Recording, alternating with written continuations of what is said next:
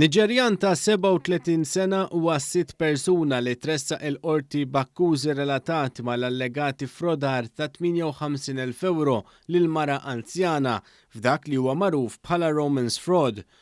Tabi Ovi li joqgħod is-swieqi tressaq il-qorti mixli b'ħasil ta' flus u li rċieva flus frott attività kriminali fil-qorti huwa qal li jaħdem bħala xufier u wieġeb mhux ħati għall-akkużi miġjuba kontrih. Il-qorti ħarġet ordni ta' sekwestru fil-konfront tal-akkużat u projbietu milli jiddisponi mill-assi tiegħu. Id-diviża f'dan l-istadju ma talbitx għal ħelsien mill-arrest u għalhekk baqa' jinżamm arrestat. Ludwig Camilleri ta' 44 sena tressaq il-qorti akkużat li seraq minn 6 ħwienet u kien akkużat ukoll li wettaq danni kriminali u li huwa riċediv. U wieġeb mhux ħati u d-difiża talbet għal ħelsien mill-arrest. Il-prosekuzzjoni oġġezzjonat minħabba l-biża li jsir reat ieħor.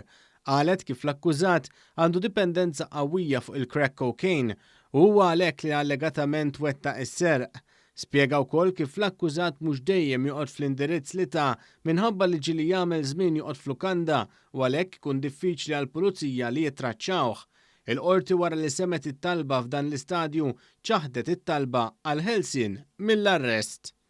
5 immigranti li għandhom bejn il-15 u l-21 sena weħlu sentenza ta' ħabs war li ammettew li kisru partijiet miċ-ċentru ta' detenzjoni f'Ħalsafi waqt rewwixta li saret fit-18 ta' Settembru li għadda. Dawn il-5 immigranti li huma miċ-Ċad, mis-Sudan u mis-Somalja kienu akkużati li kisru twieqi u strutturi f'Ħalsafi fil-waqt li kienu mixlija li mubdewx l-ordnijiet tal-awtoritajiet li kisru l-paċi pubblika Bajjat u Ġlied u li kienu kompliċi fil-ħruq ta' Zaqqu.